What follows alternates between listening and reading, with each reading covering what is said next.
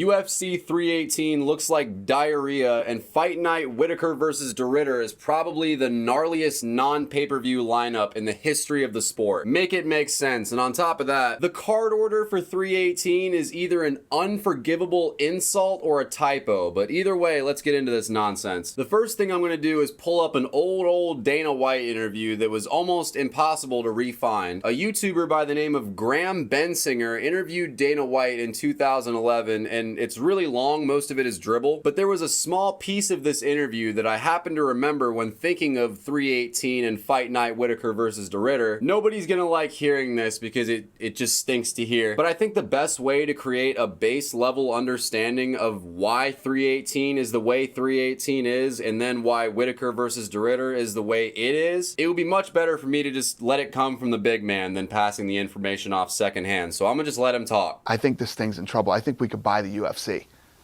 and a month later we own the company. How was the deal structured between the three of you? We originally, the deal was I owned 10%, they owned the rest. I was the president, came in and took this thing over and started to run it. Then, you know, throughout the years here, you know, the Abu Dhabi now is a partner. These guys are 10% partners too. So it's me, Abu Dhabi, and Frank and Lorenzo. Just out of curiosity, I mean, I know. Okay. So what happened was, in 2010, Flash Entertainment, a live events company owned by the government of Abu Dhabi, acquired a 10% stake in Zuffa. In 2016, when Endeavor came along, they bought out the majority of the UFC, including Flash Entertainment. But despite the change in ownership, Abu Dhabi continues to be a major partner of the UFC, obviously. They have a long-standing relationship, having hosted 18 events in the region since 2010 and extending their partnership to 2028. So when you look at the massive difference in comparative quality between UFC 318 and Fight Night Whitaker versus DeRitter, you gotta think the partnership between the UFC and Abu Dhabi is a little bit closer than this AI information leads on. And this is just speculation, but when you look at the organization of 318, nobody really knows what the card order is going to be. Apparently, Tapology has it as this. UFC's website has it organized completely differently, and also without Dan Ige, Patricio Pitbull. Then we go back to 317's broadcast, and this is what they display as the official alleged organization for UFC 318's main card. So having three different options to pick, I'm just going to go with the one that they posted on 317. We're just going to assume that's the official lineup and that's what's going to happen on July 19th. If that's the case, I really can't tell if 318 is supposed to be like a middle finger or what. Because Whitaker versus DeRitter, I mean, you can go down to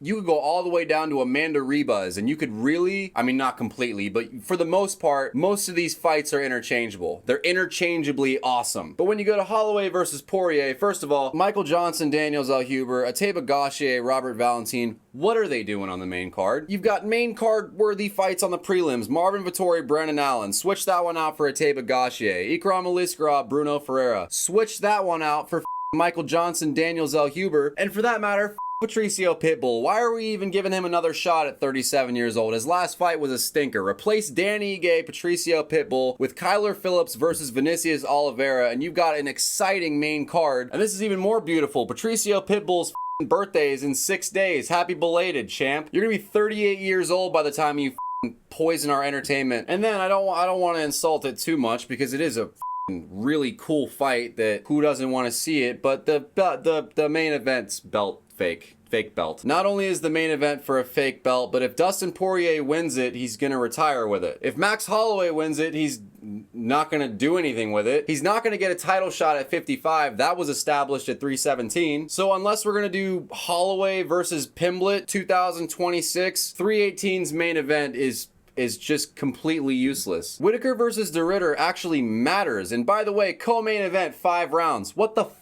So the co-main event is a title. It's not even speculation. The co-main event is a title eliminator between Movsar Evloev and Aaron Pico. For what reason, only God knows. But when you've got an $80 pay-per-view a week before this fight card, first of all, bro, Whitaker DeRitter, Evloev Pico, Purion Marcus McGee, Bryce Mitchell Syed Nurmagomedov, these should all be fights that take place on UFC 318. There is no reason I should be watching Bryce Mitchell at 3 in the afternoon. There's just no excuse for it. Aside from that, this is also fun. How about fights that just don't matter? On Whitaker versus DeRitter, I count Rebaz Richie, Blackshear Grant, Muhammad Yahya, Stephen Wen. Those are the fights that debatably just don't matter. They are on the prelims of a fight night though, so it makes a lot more sense that fights that don't matter are on the prelims of a fight night. But when you go to 318, okay, how many fights just don't matter? Kevin Holland, Daniel Rodriguez, doesn't matter. Ryan Spann, Lucas Bresky, doesn't matter. Prado Veretenikov,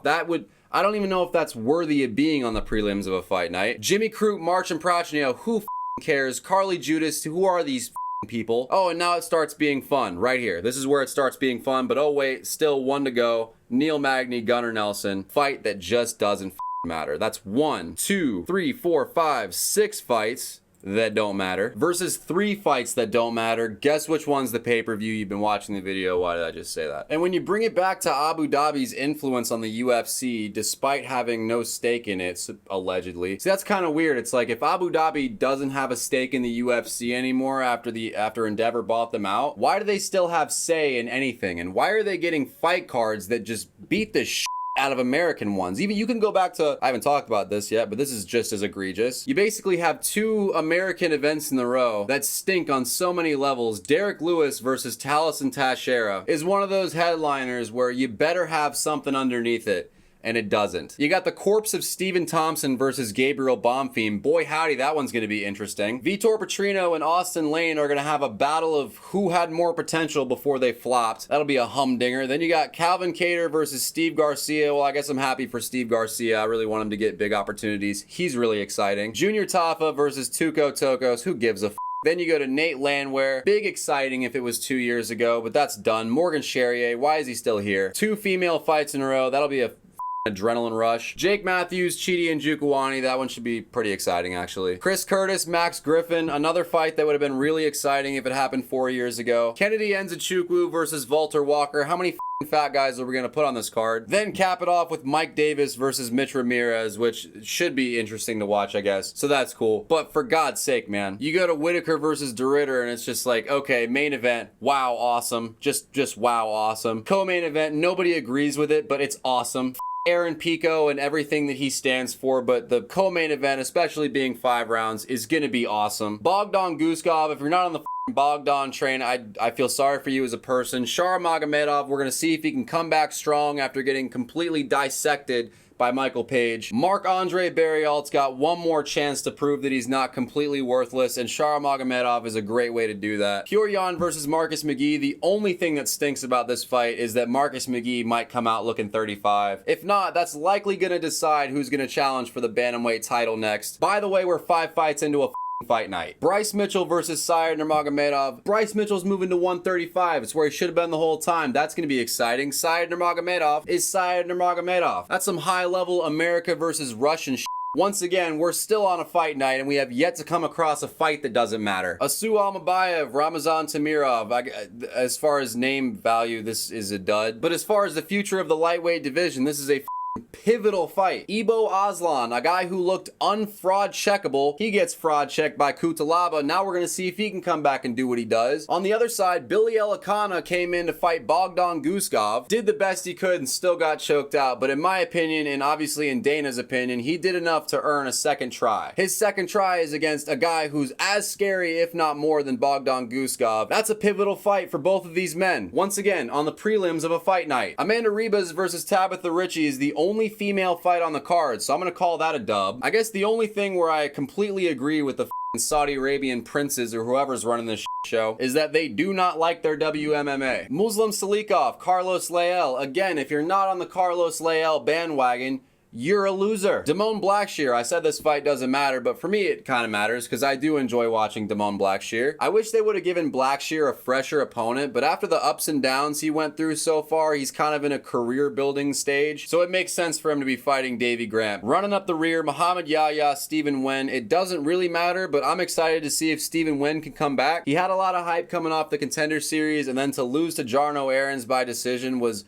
a big stinker for him. And Muhammad Yahya is a journeyman, but he is fresh. He's 31 years old. This should be a really great fight to start off Whitaker versus De Ridder. And those are all the things I should be saying about UFC 318. Those are all the things I should be saying about Lewis versus Teixeira. Poor Nashville, Tennessee, bro. I'm just gonna take a quick peek and see how expensive Fight Night Nashville tickets are. They gotta be dirt cheap. Oh, they're selling fast. Watch out. All right, we want 2 tickets.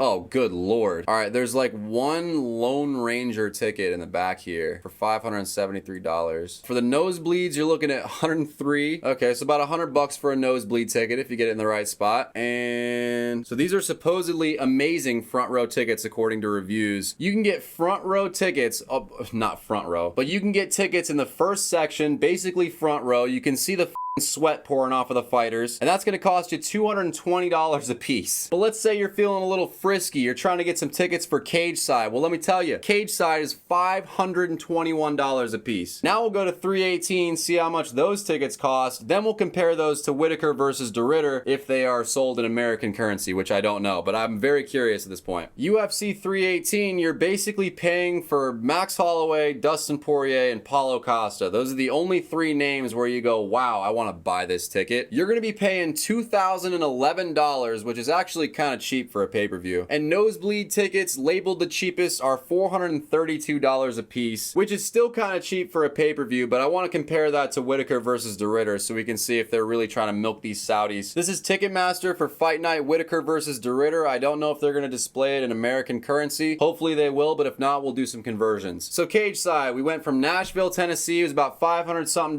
Then 318, $2,011. Let's see what cage side's gonna cost for Fight Night Whitaker versus De Ridder. All right, we want a cage side ticket. It costs 6,000 AED. I knew I'd have to convert this. Hang on. Okay, what was it? 6,000 AED converted to the US dollar is $1,633 for a cage side ticket to Whitaker versus De Ridder. That is damn near the same price you're paying for a cage side ticket to UFC 318. So even as this is an objective fact, this isn't even speculation. As far as the money they're asking for tickets, the UFC views Fight Night Whitaker versus De Ridder at the same dollar value, at almost the same, at least 80% the same, as UFC 318. They are damn near charging pay-per-view rates for this pay-per-view worthy fight card, and Nashville, Tennessee can go f itself. New Orleans can go f itself. And I also just realized this isn't even in the front row, so these tickets are going to get even more expensive the farther you get down. Obviously those tickets have already sold, but this is where we're at now. I don't know if the Arabs really are becoming interested in the UFC at a rate that outweighs America's pre-existing interest in the UFC. I don't know if this is the UFC's way of going, okay, like a marketing campaign where they purposely set up just amazing, unrealistically good cards to make it look to those other countries who we're trying to get into like this is what the UFC is. But the problem is that what the Arabs don't know, hopefully the Arabs aren't getting as interested in the UFC as we are, because eventually they're going to have to realize what we're realizing right now, or at least whoever's going to be buying tickets to the